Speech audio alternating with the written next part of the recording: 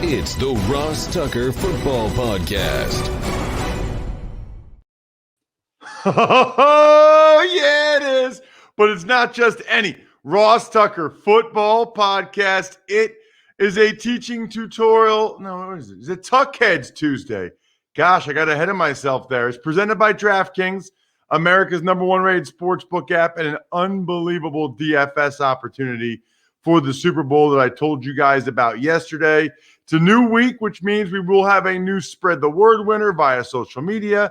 All you have to do is engage, Maverick, at Ross Tucker NFL, at RossTuckerPod, Twitter, Instagram, Facebook, doesn't matter. We'll have a new sponsor confirmation email winner, which we love, those of you that take advantage of any of our glorious sponsors, like 1-800-Flowers. Yes, it's Valentine's Day season. It's flower season. You know how I feel about that. And then the YouTube shout out. Somebody that subscribes to the new YouTube page, comments on it, boom, you just entered. And you might win. I'll give you a cameo style shout out. YouTube.com/Ross Tucker NFL. Anytime. By the way, no new patrons today. Patreon.com/RT Media. The happy hour, though, was amazing Friday night from Kansas City. Speaking of Kansas City, Friday night, before we did the happy hour, I got some takeout food from Jack Stack Barbecue. A lot of people applauded it. Some people said, nah, you should have gone here, you should have gone there. Some people said, what? Why didn't you get burnt ends? Blah, blah, blah. I did get a nice text message, though, from today's guest who said, Jack Stacks, good choice. That is my buddy, Albert Breer. It's Big Show time. The Big Show. Anytime I get a chance to get Albert Breer from the MMQB and Sports Illustrated and all the stuff he does up in the Boston area on the show, I am very, very happy to do it. I think he's one of the best writers out there when it comes to pro football, one of the best insiders out there. I don't even think it's debatable. He's at Albert Breer on Twitter. And just so you know the kind of rock star he is, it is 6 a.m. Central Standard Time in Mobile, Alabama, where Albert is right now. Albert, thanks so much for coming on the show. Well, thanks for giving me cover there because I do kind of look like crap. So I normally I'd have the nice setup in my home office. You know, we all have through 10 months of this, I think we've all got a nice home office set up, and you happen to make the call when I'm at the Battle House Hotel in Mobile, Alabama at 6 a.m. So yeah, thank you for making that excuse for me. I appreciate it. So a couple of things, Albert. First of all, you applauded the Jack Stack decision, and you spent some time in Kansas City, so you would know. Mm-hmm. Yeah, so Jack Stack's probably my go-to. There's the gas station. Have you heard of Oklahoma Joe's? You know what? Somebody else told me you got to get the gas station barbecue from Joe's. Which is actually in Kansas. Like, you have to cross the state line and go over into Kansas to get Oklahoma Joe's, but that's pretty good. There are a bunch of good places. I mean, look, man, it's not like I didn't grow up in that part of the country, so I guess I've got maybe a little less discerning taste when it comes to barbecue, but I thought Jack Stack is awesome. And when everything's okay, it's okay to go and sit down in a restaurant, sit down at a bar, it's actually a really nice place too. So if you want to go watch a game and you're in Kansas City and you're there alone on work, which there's nothing I don't know about you, Ross. I'm a big fan of when I'm on a work trip, going and eating by myself at the bar. I just, you can sit there, mind your own business, check your phone, all of that. Jack Stack's a great place to do that. It's funny that you say that because I often, if I'm out to eat with a group and I see someone sitting at the bar by themselves eating, or even at a table eating by themselves, my initial instinct sometimes is to be sad. I feel bad for them. I'll say to my wife, we should invite him over. And my wife's like, he's probably on business, Ross. He probably doesn't want to come over. But I have this internal guilt. I want to be social and inclusive of people. No, I know what you're saying, but I'm telling you, once you do it once, you'll be like, holy crap, this is awesome. Nobody's bothering me. If I've got something to get done, I can get it done. If I want to check on something, if there's something I wanted to read on the internet, I can do it now. I'm telling you, it's a great experience. And like I'm with you. Like when I first started traveling, a lot for work, it was weird going out to dinner by myself. You know what I mean? But once you get used to it, I'm telling you, it is an A+ experience. Yeah, no, I've done it a few times. I like it as well. Yeah. Dude, I feel like all my travels this year, where you're not really eating it anywhere, I always just like Google closest Panera because I'll go there and I'll get like a salad or something, like a you pick two for like Right. 3 days worth and put it in the hotel fridge. I mean, I didn't do that in Kansas City, but depending on where I was and where the hotel was in some of these college towns or whatever. You're kind of an anomaly though, because you haven't like cut back. Like I've cut way back on travel. You haven't cut back that much, right? You're still traveling. Like so Sunday normal, was right? my 27th football game this year. Right. So that's normal for you, right? 13 in the booth for CBS TV College, 13 in the booth for Westwood One NFL, and then Sunday was my first sideline experience. And I'm done. I'm done now. I'm not going to the Super Bowl. Most of those though, Albert, I'd say 20 of them probably I could drive to. I think I only ended up flying to like 7. Most of them I was able to drive to, which makes a big difference. Were they long drives though? Like, was it like, were you doing like 8-10 hour drives to make it work? No. Okay. A lot of them, like 8 of them are Army West Point, which is 3 hours for me. Right.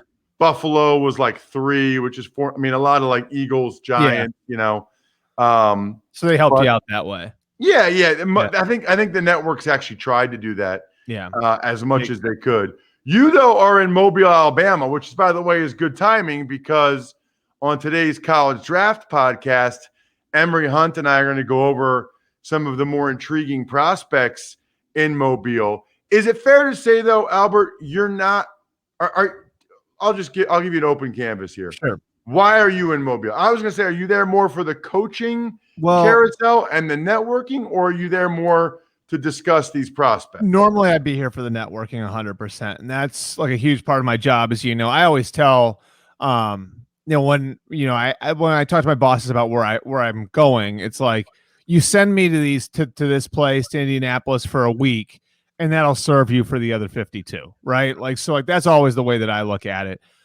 This week's going to be different though, man. Like, so I don't know about like the idea of, like, I'll go out to dinner, but like going into a crowded bar, stuff like that. Like, I don't know that I do that. And so like the networking aspect of it is like, is cut way down. And the guys here are sort of on lockdown. The guys here are being told not to do certain things too. Like it's cut down to about 10 scouts per team. And so there is still a networking aspect of it. And it's going to be running into people in the hotel lobby and that sort of stuff and at practice. But this year, like sort of, what I'm here to do is a story on how the Senior Bowl, Jim Nagy, all of those guys have tried to make this work, and how I believe, Ross, now, and I can't say it's 100%, but I believe that this is the first all-star game in North America since the pandemic hit.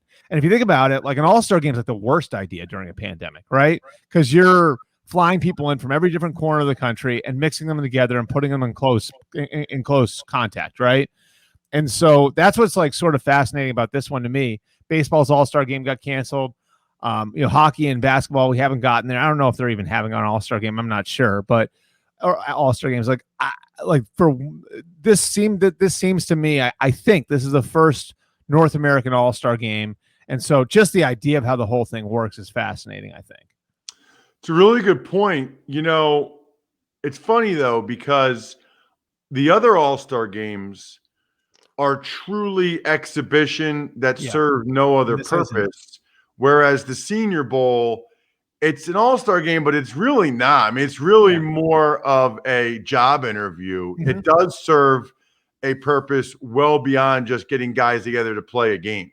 Oh, yeah. And, I mean, it's going to be even more important this year. That's the other aspect to this. With the combine canceled now, there's no guarantee that these teams are going to be able to sit down face-to-face with prospects at all after this, because you're not going to have the combine interviews. You're not allowed to bring them into your facility. The pro days are going to be really locked down. And so, you've got these GMs, you've got these scouts contributing to these decisions. You've got head coaches who are going to be making multi-million-dollar decisions for their franchise. And they're going to be picking guys who, in some cases, they may not have had a chance to sit down face-to-face with. And so that's what I think is so interesting about this particular week and this particular year is this is normally an important week for scouts and a like sort of a draft kickoff week for a lot of scouts. But this year, I mean, the fact that you're going to get to go and see and body type these guys at practice and watch them move around and then sit down with them face-to-face at night, and that's huge because there's a chance you're not going to be able to do it again before we get to April. It's a great point. Great point. And it's interesting because, I saw the Eagles, right? I do their preseason games and pregame. They had Nick Sirianni, their new head coach there yesterday, and they were showing him around. Yeah. Like he was in South Philly at the NovaCare complex, and he's their head coach, but he had never seen any of the facilities before. That used to be unthinkable. And they're like, here's your office. Here's your right. It was kind of funny. It's crazy. And that was honestly, that plays into the coaching carousel stuff too. If you really look at it, I had somebody say to me, an executive who's making one of these decisions for one of the 7 teams that was looking for a coach said, sure, we could hire Eric Bieniemy or Leslie Frazier or Brian Daboll or one of those guys that was still alive in the playoffs at the time. But then I'm hiring a guy I've never met face to face. And I thought about that. And it's yeah, by rule, they have not met those guys face to face. And again, how much you are writing a $30 million check for your owner, right? In hiring a coach, and you're doing it in bringing in a guy who you've never sat down face to face with. I mean, think about that. And it's the reality of where we are. I think we all understand why it is that way, but it's such an interesting dynamic. And I think, Ross, it's going to be really interesting to look 4 or 5 years down the line where, hopefully everything's back to normal. We're going to be able to look back at some of these decisions and maybe see a lot of things that went wrong, but then also maybe you see some things that went right as well. Let's dive into a couple of these situations. For example, the Houston Texans, DeShaun Watson, Jack Easterby. Look, I'll just say this, Albert. I don't know the guy, and I almost feel at times, I almost feel bad for him. I don't know. I never met the guy, and a lot of people have never met the guy. And yet the public perception of him is so bad. Yeah. I mean, it almost seems at times like either he's really an awful human being or people have it out for him. It's the weirdest thing because if you talk to the people who were with him in New England, right, when he didn't have all this power, a lot of the coaches and scouts, they knew that Bill basically had him grading them, right? And his job in New England was more or less the same way that Bill grades the players, decides, what's right and wrong about the dynamics between the players. He's sort of overseeing the health of the locker room. Jack's job was sort of the same to do that with the coaches and the scouts, right? So imagine this guy who is sort of overseeing you and doesn't really have the hammer, but is influencing the guy that does have the hammer, right? Everybody be a little skittish around that guy, right? So they were all a little bit oh, well, I got to make sure I'm, on my bleep when he's around. But at the same time, they all loved him. And I thought that was sort of an interesting piece to it. And then, the players loved him because he wasn't in charge of grading the players. So that was the dynamic in New England, and then you put him in Houston where he actually does have the hammer now. And one of the first things that happens, after he gets there is the general manager gets fired. And now all of a sudden his chance to sort of build those relationships with those people is out the window and everybody's scared of him. You know what I mean? So now you've sort of got this, almost this kind of I don't know what the right word is. This figure there, that he's got some control over what happens in the organization. He doesn't have it's never been made clear to you exactly how much power he has, but he has some power. And I just think like because of the way he entered the organization and because his role is so unconventional and because people who are there can't point to him and say like, oh yeah, well that's like just like somebody I worked with over here or somebody I worked with over there. Like it's just sort of, I think, generated a really, really unhealthy situation. Got it. Fair enough. DeShaun Watson, it sounds like, the latest report is no matter who they hire, even if they hire someone that he would like Eric Bieniemy, he still wants out. Mm-hmm. What's your understanding of why he wants out so bad? My understanding is that it's just sort of comes down to it's been one thing after another for him there, right? Like, so it was the power struggle between Rick Smith and Bill O'Brien. Then it was Brian Gaine getting fired. Then it was the arrival of Jack Easterby and what that meant for the organization. Now, all of a sudden, O'Brien's gone. So it's been the instability of the organization really since he got there. And I think, you add all of that, like, which is the background to it, to where are we going from here? And, I don't think DeShaun said to anybody, like, I want to pick the general manager. I want to pick the head coach. It was more, they told him, like, we're going to consult with you. We're going to talk with you. And then they did talk to him about what was going on. And there were names that they brought to him. And it did seem like he was involved. And then all of a sudden they reversed course and they had said, we're not going down that Patriot path again. And they did. And they went and got a name that he hadn't even been introduced to him. And then beyond just that, the names he gave them, because, Eric Bieniemy was one that was recommended to him. Like, they didn't even bring in Eric Bieniemy for an interview. And so, I mean, if you're DeShaun, you look at that and you feel like you've been lied to. You feel like you've been misled. So I don't think in any way it was DeShaun saying, I need to be a part of picking the next head coach, picking the next general manager. More so, it was them lying to him about, not, and lying might be a strong word, but maybe misleading him to believe that he'd be more involved than he wound up being. And I'll be honest with you, Ross, like, I can understand it. I mean, I'm not saying a 25-year-old quarterback should be making these sorts of calls, but like, if you were him, you'd probably feel like they were patronizing you a little bit, wouldn't you? Absolutely. Well, and when they were the only team that didn't request that first week interview with Bieniemy, yeah, it almost felt like they're going out of their way to say, "Oh yeah, you want us to interview Bieniemy? No, we're not. We're the only team that's not." I mean, and then you hire a guy who wasn't on the list that they gave him, right? Like, then you got to hire a guy like kind of like off script and didn't inform him of it, and he has to find out about that on social media, which isn't it funny, Ross? Like, in 2021, it's like the ultimate signal of dysfunction and poor communication within an organization is someone important in an organization having to find out about something major on social media, right? Like, that's the ultimate sign of dysfunction within an organization. But like that, I mean, that's the way it is. Somebody, it could be the person on the other side, the agent that wants to get the news out. You know what I mean? Like, I think people are a little oversensitive about that. I do want to ask you this, though. Adam Schefter tweeted something yesterday I thought was really interesting. Yep. He said there's going to be unprecedented quarterback movement. He set the over-under at quarterback changes at 18. That sounded high to me. I said to Adam, you're on. I'll take the under. And that's a lot of quarterback changes. That's a lot of quarterbacks. I do think like what we're seeing, though, is a little bit of a Mahomes effect. And here's what I mean by that.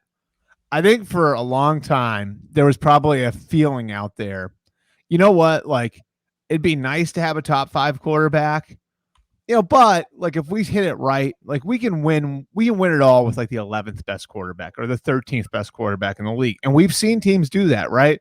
Like Russell Wilson, when he won it, he's great now.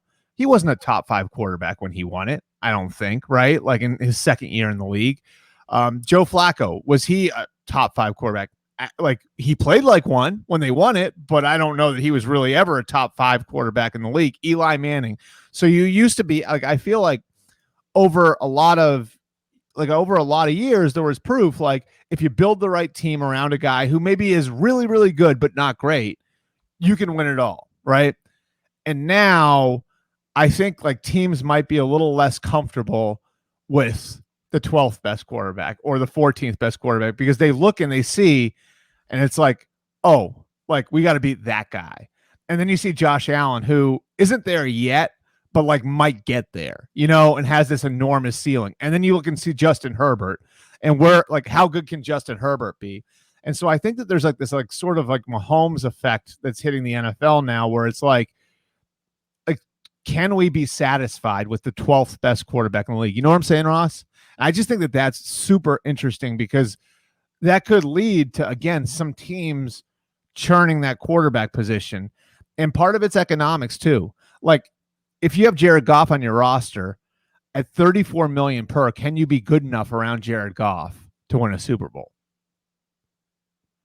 Maybe. It's a good question. Maybe, but maybe. I mean, when he was on his rookie deal, you could get there, right? Like, because on his rookie deal, you get there, but like maybe not at $34 million per. So I think there are lots of teams that aren't like dissatisfied with their quarterback situation, but like you see the way the Raiders have approached it the last couple of years, where it's like, we really like Derek Carr and we're okay with Derek Carr, but we're still looking. Like, I think there are going to be more teams that are going to approach it that way now. And like, I think, the Niners are in that category. I think the Rams are in that category. I think there are teams out there that are kind of going to have their radar up. Like, can we get closer to the Mahomes level? And I even think you're seeing it in college football, Ross, where you see like the blue bloods now, you have to have a great quarterback, right? Like you saw Alabama win with good, not great quarterbacks. What do they have now? They have guys who are performing at a top level, because they've got to compete against Clemson, who now has Trevor Lawrence, Ohio State, who has Justin Fields. Just an interesting dynamic that I think is happening, at the position across the sport. Man, there's about a million things I could get into with you as it relates. I mean, I guess That's interesting though, isn't it? Isn't that interesting though? Like, think about that. Like I think teams that, if you have like the 12th best quarterback in the league, are you like the 45-win NBA team now that's facing LeBron? Right. You know what I mean? Like, yeah, I mean, you're happy with your team, but you're never going to be LeBron, right? You look at the final four teams this year, it's the top three vote getters for the MVP and Tom Brady. Right. Yeah. Unbelievable. What did you make? Last thing I got to ask is, what did you make of Aaron Rodgers' comments after the game? I don't think they're trading him. I do think he knew exactly 1,000,000% what he was saying. And I don't think he makes mistakes with these sorts of things. So I don't think they'll trade him. I don't think they want to trade him. I don't think they have a mind to trade him. I think Matt LaFleur was being 100% forthright when he said, like, hell no, I'm not dealing him. But they need to treat this like carefully. Like, I just, the way I look at it, and look, like I don't think he's got that bad a situation anyway. Like that's the thing about it. Like, when Brady left New England, Brady was in like a tough situation in New England. That roster was in real trouble. I look at Aaron Rodgers, like he's still got David Bakhtiari in front of him like that. Like, now obviously he was hurt on Sunday, but he still has a pretty good offensive line in front of him. He's got, I'd say, a top 10 tight end in Tunyon. He's got like a top 10 receiver in Devontae Adams. He's got a top 10 group of running backs behind him, and Jones and Williams and Dillon. And so I don't know that it's that bad a situation as people have made it out to be. But like, I think you have to heed his words if you're the Packers. And I think this is like anything else too. Like, I think Aaron looks around and sees the aggression with which the Bucs acted and the aggression with which the Chiefs have acted in going and putting pieces around their quarterbacks. And I think there's probably a little bit of it, like, where he's like, I want that, which, by the way, is exactly where Brady was a year ago. You know what I mean? Like, so I think there's a little bit of that where it's like, I want you to act as if like the NFL is ending in a year and you only have this year to go and win, because you know what? I'm getting older, so I don't know how many years I have left. Check him out on social at Albert Breer. Does a terrific job. Looking forward to reading that column about the Senior Bowl. Stay safe down there, Albert. Thank you so much. All right, thanks, Ross. Appreciate it. There he is, Albert Breer. He is the future and the present. I always say he's the next Peter King. Hopefully you guys enjoy him as much as I do. I'll tell you what I enjoy: getting people flowers for Valentine's Day. From first dibs on great deals to the best selection of Valentine's Day roses, Don't wait. Look, this is what I do. You guys know I don't wait. I don't procrastinate. I just like to get it done. Right now, you can get 24 multicolored roses for $29.99 or upgrade to 24 red roses for just $10 more. This unbelievable offer from 1-800-Flowers, 24 multicolored roses for $29.99 or upgrade to 24 red roses for $10 more. Look, I don't care what the ladies in your life say. They want flowers. They like flowers. I have never met someone that doesn't. Send them to her office. Send them to your house. Send them to your mom. Whatever it is, do it. To order 24 multicolored roses for $29.99 or upgrade to 24 red roses for only $10 more, go to 1-800-Flowers.com, click the radio icon, and enter code football. That's 1-800-Flowers.com, code football. Hurry, because this offer expires on Friday. Tuck's Takes. Morning, Ross. Let's start today with the Philadelphia Eagles. They hire former Chargers offensive coordinator Shane Steichen for the same position. It's a good hire by the Eagles because Steichen obviously did a really good job with Justin Herbert last year. Really good job. So whether it's Wentz or Hurts, I kind of like the idea that the Eagles have both Sirianni and Steichen to work with those young quarterbacks. Tuck's Takes. Greg Olsen made it official. He is retiring after a 14-year NFL career. Yeah, I think we knew this was coming. He wanted to give it one more shot with Seattle. Got paid a decent amount of dough. He did. He got hurt. They lost. But at least he can feel like he gave it one last shot to try to win a Super Bowl. You know, like, I'm going to give it one last shot. I respect that. Tuck's Takes. Deuce Staley is now the Lions' assistant head coach and running back coach after leaving the Philadelphia Eagles after a long period there.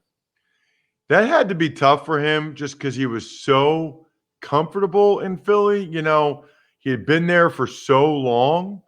But Deuce is looking for more. And I think Deuce realized, okay, I've been passed over for the head coaching position a couple times now.